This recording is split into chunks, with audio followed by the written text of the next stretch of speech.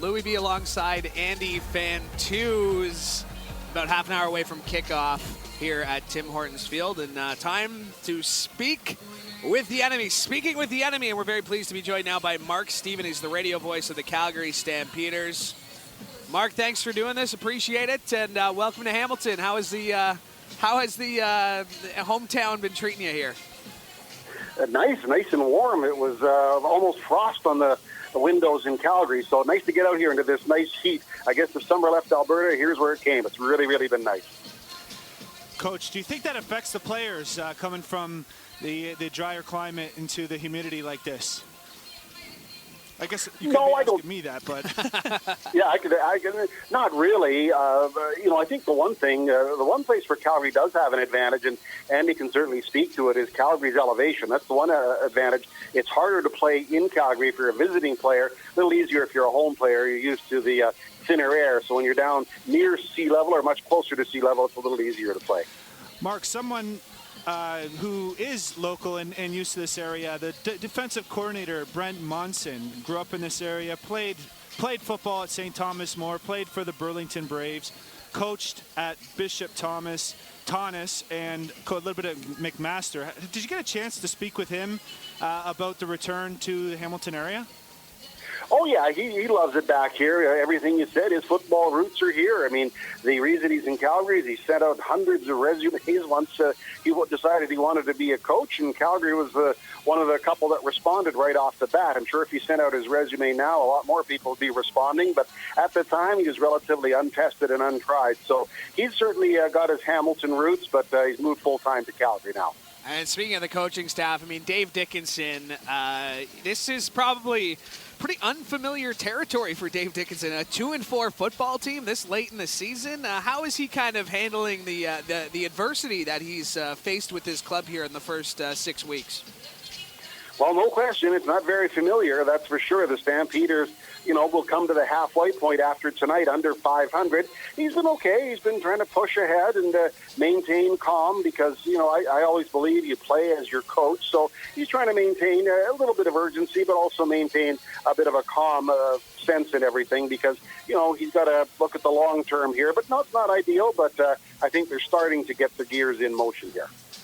The Labor Day back-to-back in Alberta was very, similar to the Ontario matchup in very lopsided games in the opposite direction on the back-to-back weeks. What was your take on for the positive turnaround for the Calgary Stampeders? Well, when they came into Edmonton, first of all, they had a dominant defensive line performance. That's as good as they've played in years, the way they just harassed Harris, and they did sack him 7 times. Very timely receptions by Kamar Jordan and other receivers as well. Bo Levi Mitchell just seemed to recover from a pretty rocky start in the first quarter and a bit, and then picked it up and got going.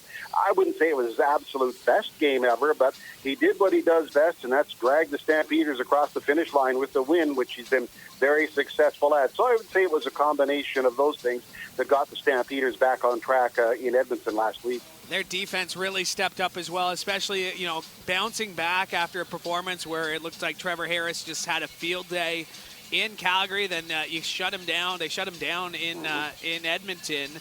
This defense is probably licking their chops, the opportunity to go up against a CFL quarterback making his first pro start.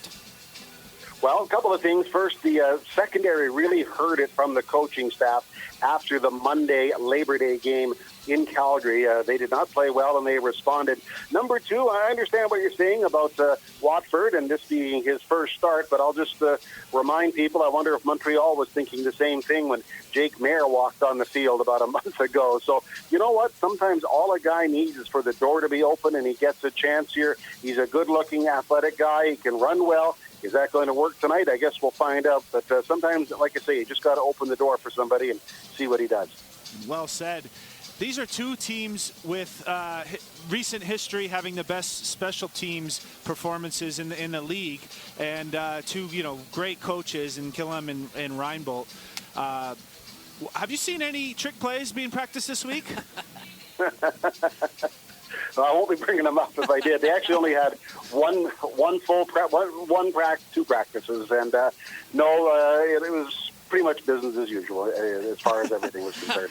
I promise he's not on the line, Yeah. Coach Ron Bolt. Yeah. We did want to ask about kind of this Calgary team. Obviously, they've had some expectations, but a guy who's been playing really well, and it's just such a great story. We mentioned it a little bit earlier, is Kamar Jordan, and he had mentioned it throughout the week that he wants to finish a season. He hasn't done that yet. He's such a great story. What have you seen from him through the first 6 weeks here that's really impressed you? Well, first of all, just the determination. You're right. The backstory on him, he suffered a really gruesome knee injury at Labor Day 2018. That took him out for the balance of 18, most of 19, save for the playoff game.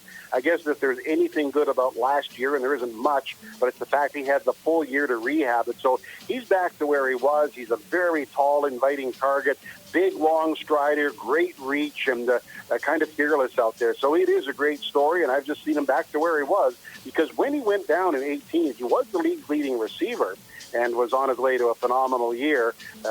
Just a situation where he was injured, and now he's back on top.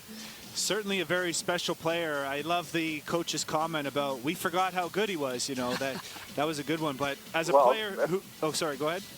Just going to say, because for 3 years, all they see him do was rehab work, which is far short of playing in a game. So. As a player who suffered a potential career-ending injury myself back before I even started in the CFL, I know how hard it can be both physically and mentally to get back on the field. So I love how he's been out there and not just out there, but being the go-to guy and getting back to his prime form. Yeah. So good for him. Well, he moved to Calgary to work on rehab. So he's stayed in the off-seasons, most of the off-seasons the last few years, and just worked out. Yeah, one more before I let you go here. The Calgary Stampeders will win this game if...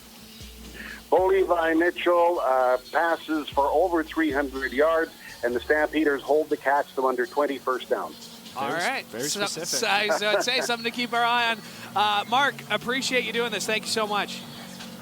I hope we're back in December to talk to you guys again.